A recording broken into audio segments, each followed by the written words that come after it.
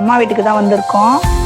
தூதுவளைய அங்கே நிறைய இருந்தது, நாங்கள் பறிச்சுட்டு வந்தோம். இப்போ ஊறுகாய் செய்யறதுக்கு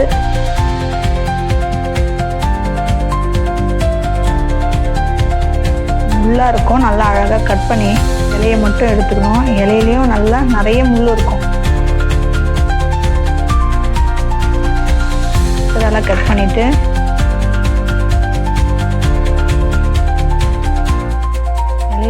பிடிச்சிட்டு அந்த முள் வந்துடும்.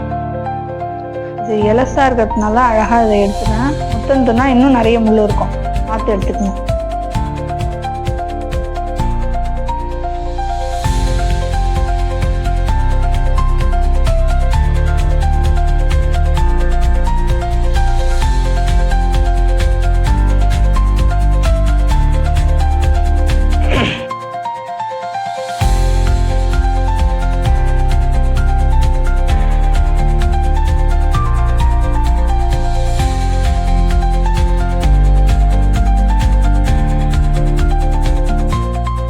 க்ளீன் பண்ணி எடுத்து எனக்கு சளி பிடிச்சிருக்கு, அதனால எங்கள் அம்மா இந்த ஊறுகாய் செய்யலான்னு சொன்னாங்க, அதனால பறிச்சுட்டு வந்தோம்.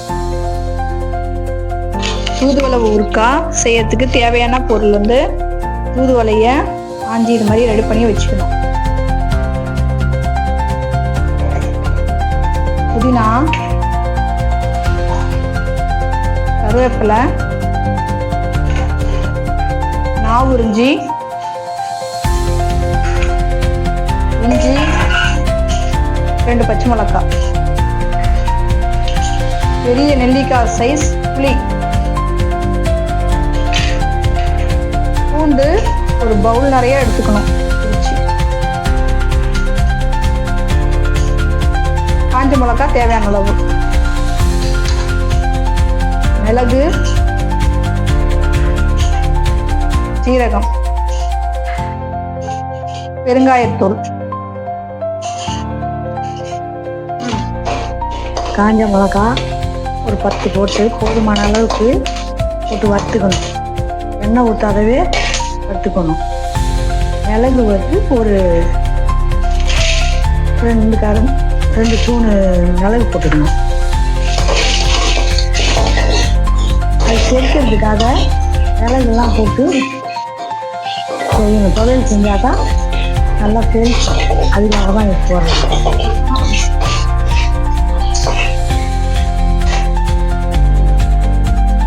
2 ஸ்பூன் போட்டுக்கலாம். எல்லாம் எண்ணெய் ஊற்றாத வறுத்துக்கணும். இதெல்லாம் செரிக்கிறதுக்கு தான், செரிக்காத மதன்னு இருக்குதுன்றவங்க இதை மாதிரி சாப்பிட்டாங்கன்னா நல்லா செரிக்கும். அதுக்காக தான் மிளகு, ஜீரகம் எல்லாம் போடுறது.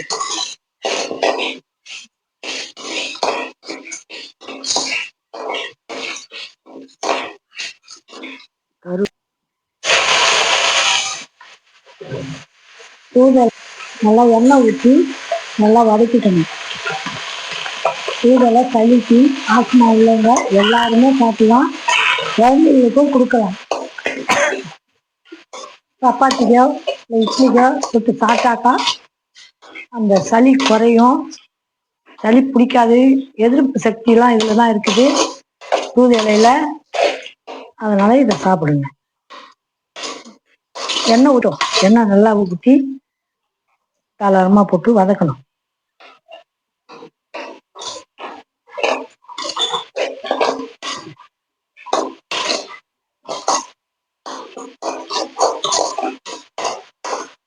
இது சூடு, அதுக்காக தான் இவ்வளோ குளிர்ச்சியான பொருள்லாம் அதில் சேர்க்கணும். சேர்த்தாதான் அந்த சூடு குறையும். நீங்களே ஒரு வாரம் சாப்பிட்டாலே உங்களுக்கு எப்படி இருக்குதுன்னு உங்களுக்கு தெரியும். ஒரு வாரமும் கொஞ்சம் கொஞ்சம் வச்சு சாப்பிட்டா போதும்.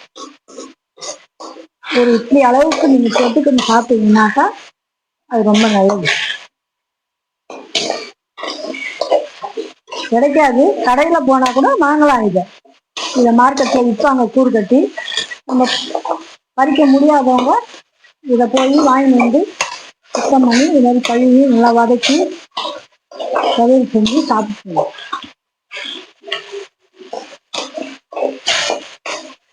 ஒரு யானத்துல இதை மாற்றி எடுத்து வச்சுக்கணும். இந்த புதினா தழையை போட்டு கொஞ்சம் வதக்கணும். இது வயிற்றுல இருக்கிற பூச்சி அழுக்கு எல்லாத்தையும் தள்ளின்னு வர்றதுக்காக இது அது கூட சேர்த்து போட்டாதான் நல்லது. நல்லெண்ணெய் ஊற்றி இதெல்லாம் வதக்கிக்கணும்.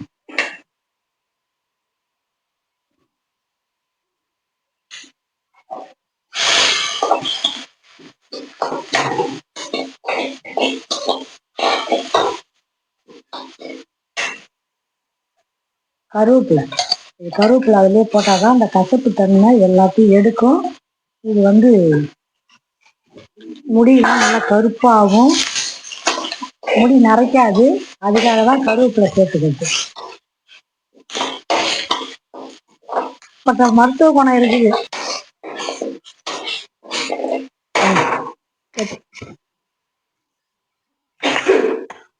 பூண்டு போட்டு வதக்கணும்.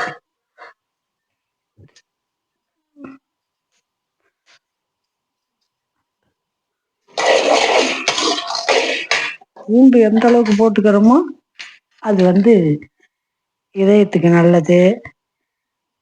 பூண்டு சளி பிரச்சனை, செரிக்கிற தன்மை எல்லாமே பூண்டுக்கு இருக்குது. பூண்டை எப்பவுமே நிறைய சாப்பிடலாம். அதனால பூண்டு நிறைய வச்சு போட்டுருக்காங்க. ஒரு பவுல் நிறைய.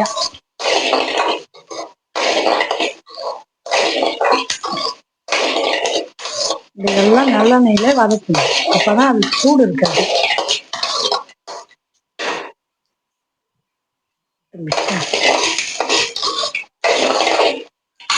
புளி ஒரு பெரிய நெல்லிக்காய் அளவுக்கு இதுலயே போட்டு அதையும் வதக்கணும்.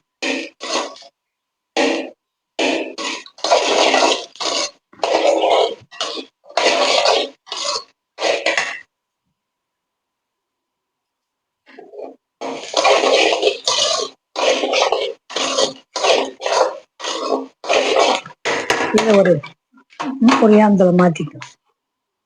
நல்லா வதங்கணும். இஞ்சி செரிக்கிறது, நல்லா செரிக்கும், பசி எடுக்கும். குழந்தைங்கள்லேருந்து பெரியவங்க வரைக்கும் எல்லாரும் சாப்பிடுவாங்க.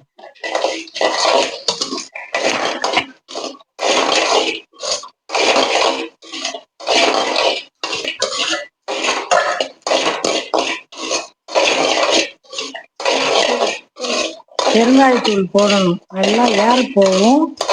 பெருங்காயம், பூண்டு, இஞ்சி எல்லாம் அதுக்கு தேவையானது.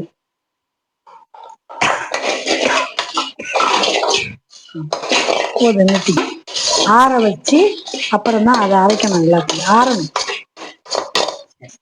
மிளகு ஜீரகத்தை முன்னாடி அரைக்கணும்.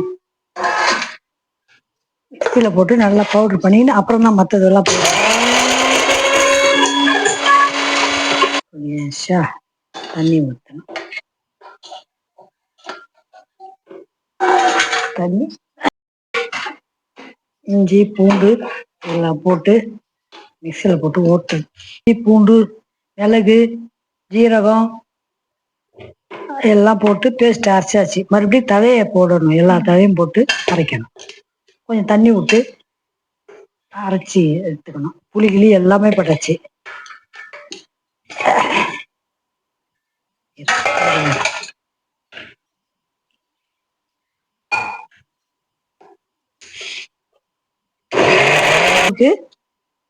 உப்பு போட்டுக்கணும்.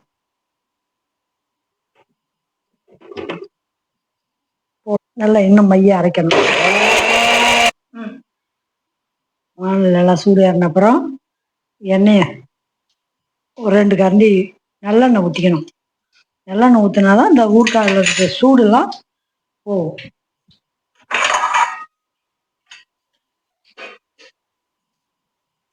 போதுமான அளவுக்கு கடுகு, கொஞ்சம் ஜீரகம் போட்டுக்கணும்.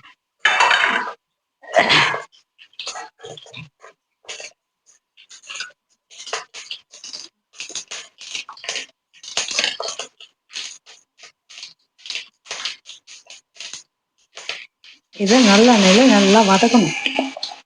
நல்லா வதக்கி எடுத்து வச்சாக்கா ஃப்ரிட்ஜில் வச்சா 1 மாதம் வரைக்கும் சாப்பிடலாம். நிறைய செஞ்சு நம்ம எடுத்து வச்சோம். சும்மா ஒரு ஒன்று எடுத்தா அன்னைக்கு மட்டும் போட்டால் சாப்பிட்டா சரியாகுதுன்னு சொல்லக்கூடாது. என் பிள்ளைக்கு சளி ஜுரத்துல தான் வந்துக்குது, இரும்பல். அதுக்காக தான் இந்த ஊறுகாயை நான் செஞ்சு அதுக்கு கொடுத்தானப்படுத்திட்டு தான் நான் செய்கிறேன். அதில் உங்களுக்கும் போட்டால் எல்லாரும் செஞ்சு அதை சாப்பிட்டு பயன்படுவீங்கன்னு தான் நான் செய்கிறேன். நான் நல்லா வதக்கணும். எண்ணெயிலே கொஞ்சம் நல்லா வதங்கி சுண்டி வரணும். வந்ததுன்னா கொஞ்சம் தண்ணி ஊற்றி கலக்கி ஊற்றிக்கலாம்.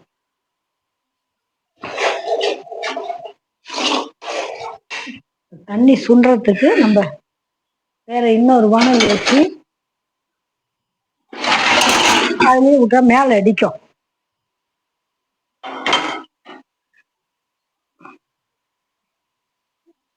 இல்லைன்னா அடி பிடிச்சிடும். அதுக்காக அந்த தண்ணி அதில் ஊற்றி நல்லா கொதிக்க வச்சு அப்புறம் எடுத்து இதில் ஊற்றிக்கணும். எதுவும் வேஸ்ட் பண்ண தேவையில்லை. நல்லா வதக்கிக்கிட்டே இருக்கணும்.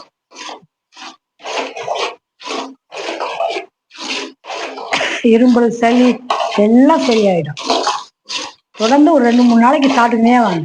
ஐயோ தூது இலை சூடு, இதை ஏன் சாப்பிட்றீங்க எல்லாரும் சொல்லுவாங்க. சூடு தான் உடம்புக்கு நல்லது. குளுமையாகவும் இருக்கக்கூடாது, ரொம்ப சூடாகவும் இருக்கக்கூடாது. இதெல்லாம் சாப்பிட்டா இந்த சூடே இருக்காது. ஏன்னா அவ்வளோ பொருள் இதில் சேர்த்துருக்குறோம். நல்லா செரிக்கும், நல்லா பசிக்கும். ஏர் போகாதவங்கலாம் இந்த பூண்டு போட்டுக்கிறதுனால நல்லா ஏர் போகும், ஃப்ரீயாக இருப்பாங்க.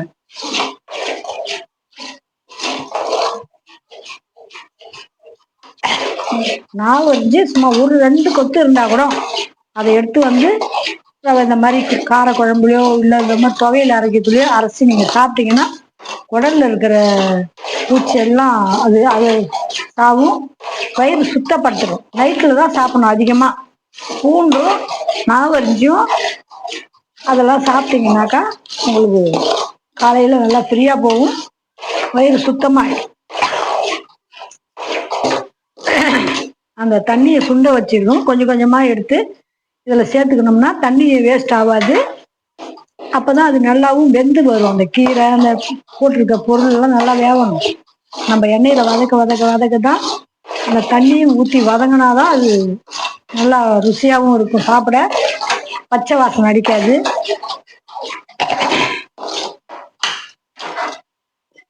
அதில் அப்படியே கலந்துக்கணும்.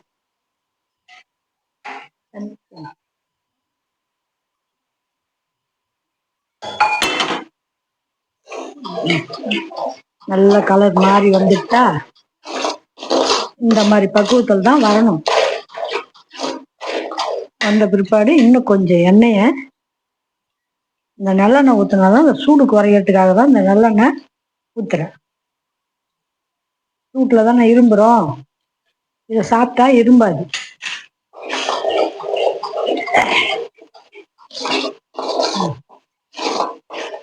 ஒரு பாக்கி இறக்க போற இதை இப்பறமே சாப்பிட கொடுக்கணும். தோசைக்கு தொட்டுக்கலாம், சப்பாத்தி இருந்தாலும் தொட்டுக்கலாம், இல்லைன்னா கஞ்சி வச்சு கூட அது தொட்டு சாப்பிட்டாக்கா அவ்வளோ நல்லது. இதை விட எல்லாத்தோட கஞ்சி வச்சு ஒரு வேளை காலையில் சாப்பிட்டுங்க. சூடாக கஞ்சி வச்சு சாப்பிட்டீங்கன்னா. இந்த வீடியோ பிடிச்சதுன்னா லைக் பண்ணுங்க, ஷேர் பண்ணுங்க. சுட சுட சாதத்தை வச்சு கொட்டி இந்த ஊறுகாயை போட்டு சூடா பிசைஞ்சு சாப்பிட்டா உடனே சளி சரியாயிடும். அதை தான் நான் செய்யறேன். இப்ப நீங்களும் சாப்பிட்டு பாருங்க. சாப்பிட்டு பார்த்து சொல்லுங்க.